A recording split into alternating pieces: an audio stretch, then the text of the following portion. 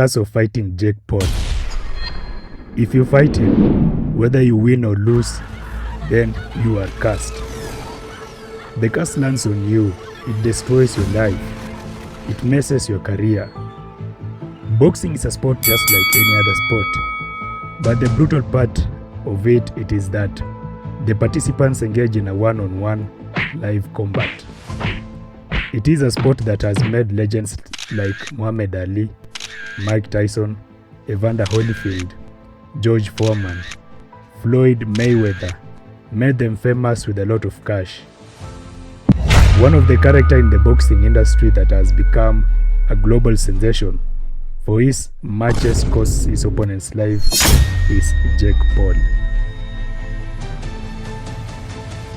Jake started his dream in boxing career at the age of 12. Jake's career showed light at the age of 18. Jake Paul grew up in Westlake, Ohio. Jake Paul was raised by his parents, his father Gray Paul, and his mother Pam Stepnick. Jake's parents only gave birth to two boys, Jake and Logan. Logan Paul is the elder brother, while Jake Paul is the younger brother. Logan Paul started gaining attention online, and the two brothers were highly competitive and very close.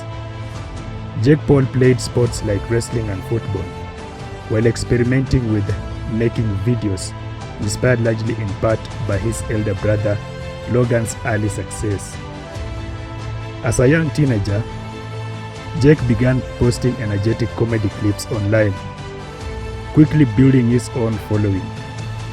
His family supported him and he managed to relocate to Los Angeles in his mid-teens to pursue entertainment full-time, and by the age of 18, he had transitioned from social media fame to mainstream attention with a role in Disney Channel's Bizaardvark. Woo! Who ordered the Kirk burger with the side of Kirk fries and a Kirk shake? See what I did there? I introduced myself. From ages 18 to 20, Jake Paul's life was marked by explosive growth, constant attention, and increasing controversy as he transitioned from teenage internet star to a dominant and polarizing figure in online entertainment. At 18, Jake was living in Los Angeles and starring in Disney Channel's Bizaardvark, where he played the role of Darkman. The show gave him mainstream exposure and legitimacy beyond social media, introducing him to a younger television audience while he continued building his YouTube channel on the side. During his time, Jake was already known for his high energy, chaotic persona, often blurring the line between entertainment and provocation. His YouTube videos featured pranks, stunts, loud humor, and exaggerated confidence, attracting millions of young fans and fans at a rapid pace. As he settled into adulthood, Jake became increasingly focused on independence and control over his brand. Around the age of 19, he made the decision to leave Bizaardvark, choosing to step away from Disney in order to pursue full-time content creation without corporate restrictions. That same year, he founded Team 10, a social media influencer collective made up of young creators who live together in a Los Angeles mansion. Team 10 was both a business venture and a content machine, producing daily vlogs, music, merchandise, and viral moments designed to dominate YouTube trends. Jake positions himself as the leader of the group, emphasizing hustle, loyalty, financial success, and often portraying himself as a self-made entrepreneur. However, this period also brought intense scrutiny. The Team 10 house became infamous for disruptive behavior, including loud parties, dangerous stunts, and conflicts with neighbors, leading to complaints and widespread criticism. Jake's public image began to shift from energetic entertainer to a controversial provocateur. Media outlets frequently covered his behavior, and it became a regular topic of debate regarding influencer responsibility and online fame. Despite the backlash, his audience continued to grow. His videos regularly reached tens of millions of views. At the age of 20, Jake expanded further into music, releasing rap songs that leaned heavily into the themes of wealth, success, and defiance of critics. His music videos mirrored his online persona, flashy, confrontational, and unapologetic, while also serving as a professional or a promotional tools for his brand. Internally, Team 10 began to fracture, with members leaving amid reports of internal conflicts and dissatisfaction. These breakdowns highlighted the challenges of turning influencer culture into a sustainable business. By the end of this period, Jake had firmly established himself as one of the most recognizable figures on the internet. While he was widely criticized by the media and older audiences, he remained extremely influential among younger fans. The years between 18 and 20 shapes Jake's reputation as a risk-taker who thrived on attention, controversy, and relentless self-promotion. This phase of his life laid the foundation for his later evolution into professional boxing, high-profile rivalries, and a rebranding from viral YouTuber to combat sports entrepreneur.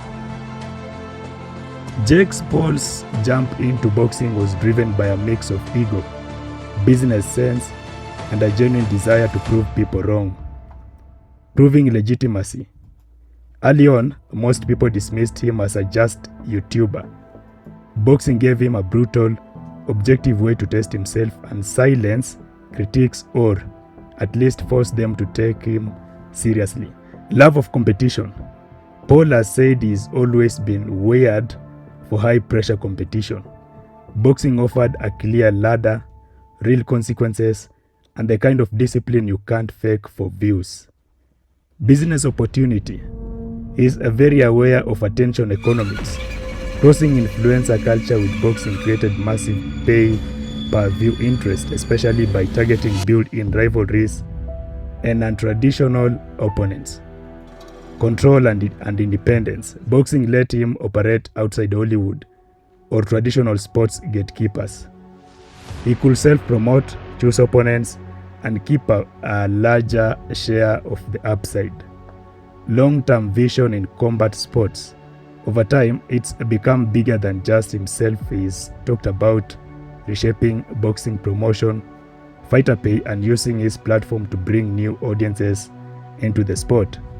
So while it started with a clout and curiosity, it evolved into something more serious. A calculated attempt to build credibility, money, and influence in a sport that doesn't hand out respect easily. He didn't just wake up one day and decide to be a boxer. There was a pretty clear on-ramp. After the motivation kicked in, here's how Jake Paul actually got into boxing. Training quietly at first. Around 2018, he started boxing training mostly behind the scenes. At that point, it was about fitness and learning the basics, not a public career move. The KSI Logan Paul effect. Watching his brother Logan's boxing matches, especially the huge hype around the KSI fights, was a turning point. It showed Jake that boxing could be both legitimate and massive entertainment. First fight as a test run.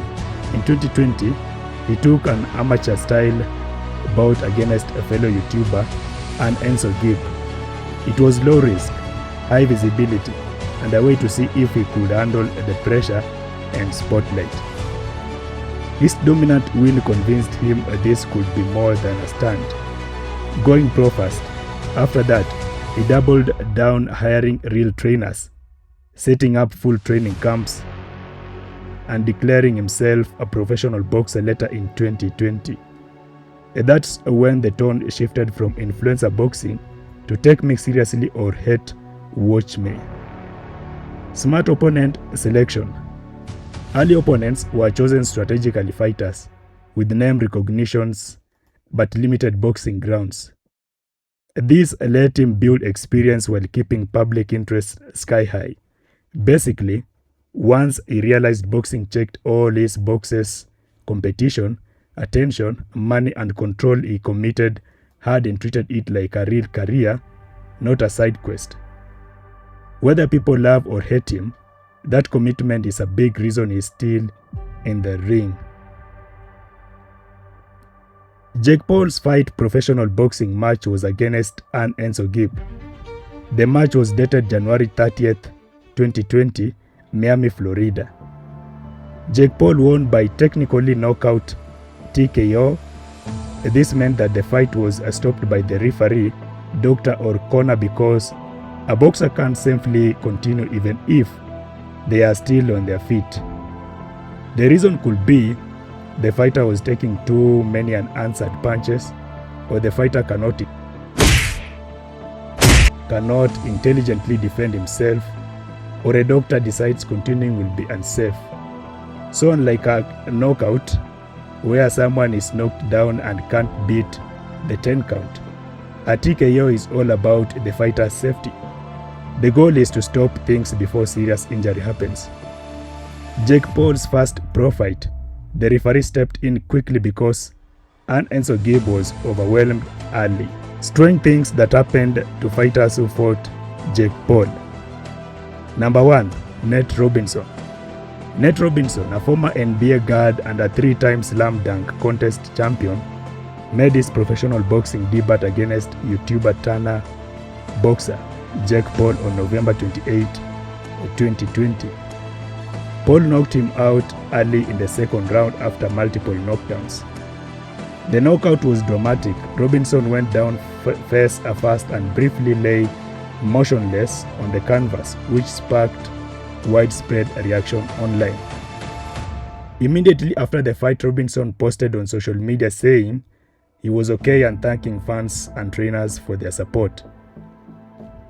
Despite some joking and criticism online, Robinson expressed appreciation for the opportunity and hinted at coming back stronger. Life after the boxing match. Robinson did not pursue a continued boxing career at a high level after that fight. The knockout was a high-profile one off rather than the start of a new sport journey. Most coverage of him in boxing centers on that a singular event and the reactions it generated. Health and personal developments. Independent of boxing, Robinson faced serious health challenges in the years after his NBA and boxing days. He had been dealing with kidney failure for many years, a condition that at one point was life-threatening. In February 2025, he received a successful kidney transplant, which was reported as giving him a fresh start physically and allowing him to focus on his health and family. Nate Robinson, after the fight, he was ghosted and nobody has ever heard anything from him since then. The fighter who fought Jake Paul is Ben Askren. This is the fighter number 2. On April 17, 2021, former UFC fighter and Olympic wrestler Ben Askren came out of retirement to face social media star Jake Paul in a high-profile boxing match. Paul knocked Askren out with a big right hand in the first round at about 1 minute and 59 seconds, prompting the referee to stop the fight. Askren got up but was deemed unable to continue. After the bout, Askren openly called the loss embarrassing and accepted the ridicule, saying he deserved the criticism for being knocked out by Paul. He also said the fight probably marked the end of his competitive combat's career, noting he had coached wrestling and worked on other projects rather than box again. In 2025, Askren faced a serious health crisis. What's up, guys? Have not given you an update in a while. Figured you deserve one. Whenever this is all the way over, I actually just read through my wife's journal because I don't remember anything from May 28th to July 2. No recollection. Zero idea. No idea what happened. we'll kind of go through it all, and I just read through my wife's journal. It's like a movie. It's ridiculous. So I only died 4 times, right? Where the ticker stopped for about 20 seconds. That's not ideal. I don't know if you guys know that. But I got the double lung transplant. I made it out to the other side of it, gaining quite a bit of strength. We're going to use everything again. I was actually on the scale yesterday, 147 pounds. I've been on 47 pounds since 15 years old. So I lost like 50 pounds in a 45-day period. So man, that was a battle. Luckily, I don't remember most of it. And the thing that was most impactful to me was all the love I felt from everybody. And it was almost like I got to have my own funeral, right? I still remember 30 years ago when Dave Schultz died, and you listen to all these older people, recollect how much they enjoyed him, how much they loved him. And, obviously he never had to hear that. I'm sure some people told him. But, so man, the outpouring of love from the wrestling community was just amazing. It felt so good. And so, I'm more motivated than ever just to give back and to. Was hospitalized with a severe case of pneumonia that required intensive care and eventually a double lung transplant due to extensive damage. During the ordeal, Askren's heart reportedly stopped multiple times, and he lost a significant amount of weight. He has since been recovering from the transplant and expressed deep gratitude for support from family, friends, and the broader combat sports world. During this time, Jake Paul and UFC President Dana White both donated to help with Askren's medical expenses, and Paul publicly offered support and prayers. Ben Askren, after his fight with Jake Paul, suffered lung failure and he nearly died. The fighter who fought Jake Paul is Tyron Woodley. Tyron Woodley is the third fighter who fought Jake Paul, and his life was seriously damaged. First fight, August 2021. Woodley, the former UFC welterweight champion, fought Jake Paul in his boxing debut and lost a split decision. He went the distance but didn't get the win. Rematch was carried on December 2021. Paul knocked Woodley out cold in the 6th round after the rematch. A highlight reel knockout that went viral, briefly leaving Woodley unconscious after the punch landed. The Florida State Athletic Commission gave Woodley a 60-day medical suspension due to the knockout. Boxing record and performances. After the Paul fight, Woodley continued to box professionally, but his results did not improve. On December 19, 2025, he stepped in on a short notice on the undercard of Jake Paul versus Anthony Joshua and was knocked out in the second round by Anderson Silva, a former UFC legend. That loss dropped Woodley's professional boxing record to a 0-3. Reputation and criticism. Many in the combat sports community have been critical of Woodley's post-UFC performances, urging that the brutal KO losses, particularly to Jake Paul and then to Silva, have diminished the legacy he built as a top or welterweight in MMA. Fighters like Sean O'Malley have openly said the Paul knockout hurt his reputation. Others, including friends like Luke Rockhold, have commented that Woodley doesn't appear to be mentally engaged at the same level as he was once in competition. Personal reflections and outlook. After the Paul fights, Woodley publicly expressed a desire to stay involved in fighting, suggesting he wasn't done and that he might pursue more boxing or even return to MMA at some point. But with these recent losses and lack of wins since leaving the UFC, his competitive future in high-level combat sports remains uncertain. Tyron Woodley, after fighting Jake Paul, he went bankrupt. The fighter number 4 who fought Jake Paul and his life took a different direction is Tommy Fury. Tommy Fury fought Jake Paul on February 26, 2023 in Saudi Arabia and won by split decision, handing Paul the first professional defeat of his career. Fury was even knocked down late in the fight but still took the victory on 2 judges' scorecards.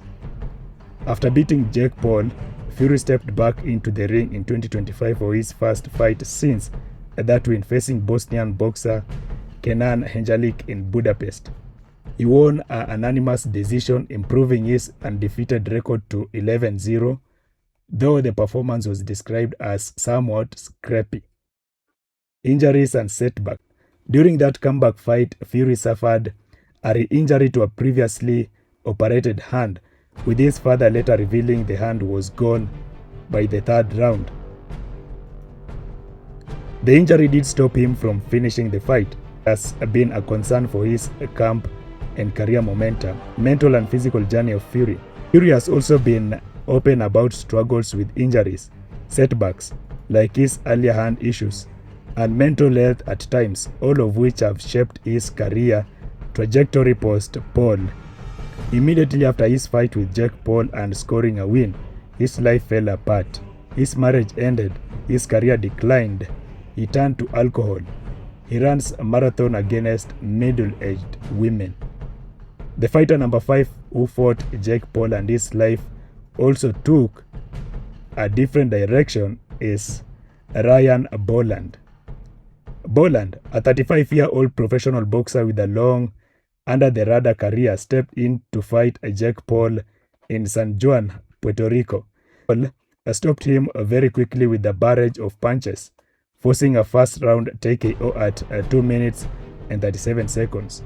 Paul dominated early with jabs and power shots that left Boland overwhelmed against the ropes before the referee waved off the bout. Now, what happened to immediately after the fight? Right after the loss, there were no widely reported major injuries to Boland. Example, no hospital stories or medical emergencies in mainstream coverage. Most reports describe him being stopped early and then resting with the family afterward, according to local coverage. Career status after the Paul fight. Before fighting Paul, Boland had been semi-retired. He hadn't fought since September 2022 and had previously stepped away from the sport to work on oil rigs in North Dakota. After the knockout loss to Paul, there are no credible reports in major media outlets saying Boland has returned to professional boxing or scheduled another fight. Given his age and his long layoff before the Paul bout, many observers expect that fight may have served as one of payday rather than a relaunch of his career, though Boland himself said pre-fight had decided whether to keep fighting based on the outcome. Immediately after his fight with Jake Paul, he quit boxing and became a plumber. Now, the fighter number 6 who fought Jake Paul and also his life took a different direction is Julio Cesar Chavez Jr.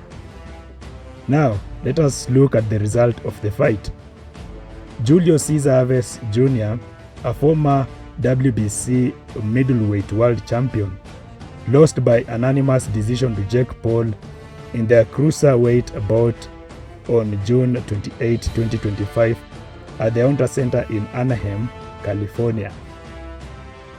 The judges scored the fight clearly in Paul's favor, and Chavez Jr. only managed to win a few rounds on the cards.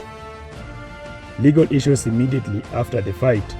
Just days later, Chavez Jr. was arrested by U.S. Immigration and Customs Enforcement in Los Angeles. He was detained for overstaying his U.S. visa. Authorities said his tourist visa had expired and that he re-entered the United States in early 2025.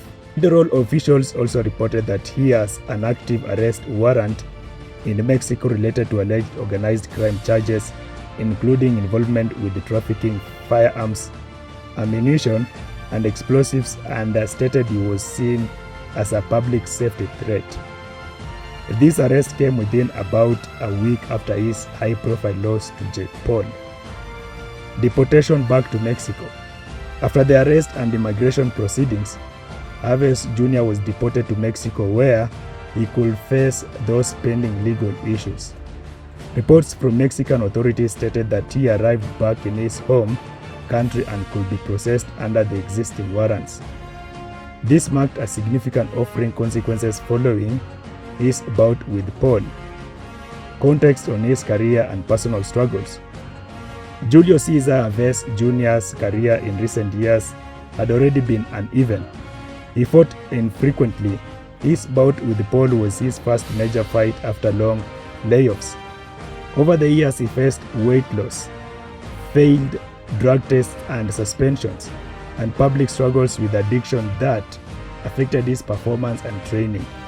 His father, legendary boxer Julio Cesar Chavez Sr., publicly supported him and expressed pride in his effort against Paul despite the loss. After his fight with Jake Paul, things wrapped out so badly on him. He got deported after fighting Jake Paul. This sequence of events dramatically shifted his situation both inside and outside the ring. The fighter number 7 who fought Jake Paul and his life also took a different direction is Mike Tyson. The fight and immediate aftermath result.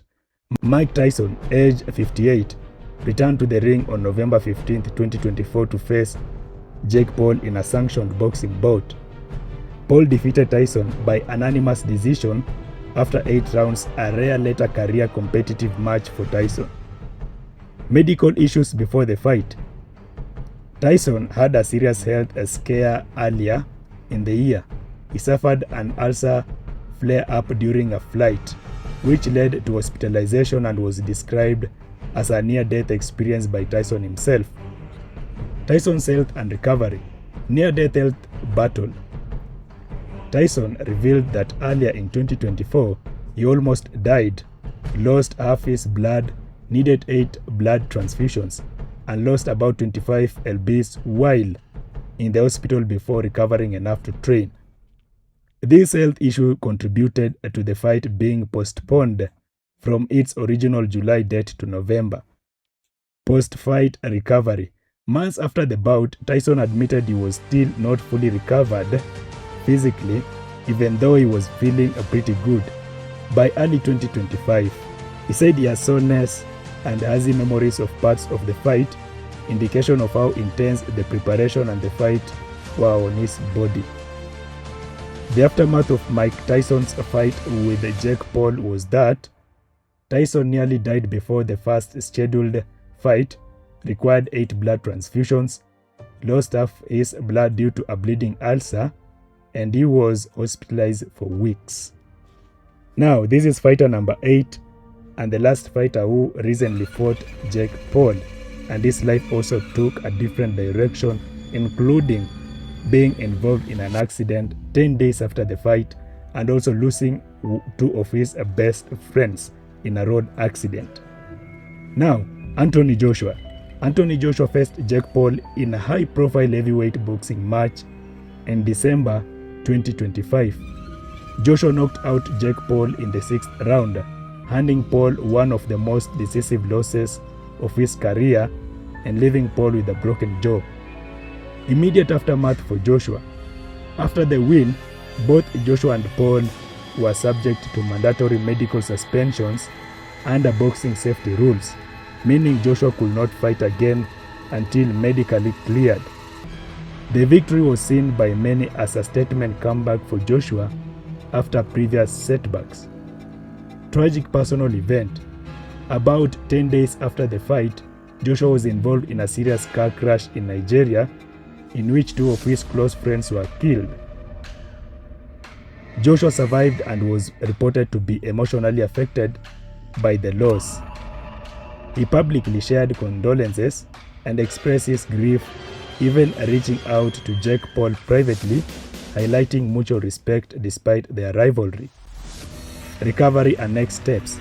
According to reports and commentary from people close to him, he is recovering both physically and emotionally from the crash and the fight. Boxing discussions are not immediate. Joshua's return will likely be planned months down the line rather than weeks as he heals and processes. Immediately after the fight with Jake Paul, Anthony Joshua's life took a different direction in less than a month. He was involved in a car crash in Nigeria, 2 of his best friends died and he was hospitalized. Fighting Jake Paul is not easy. It is a game of taking serious risks in life after the fight. Now remember guys, this is a BTN Documentaries.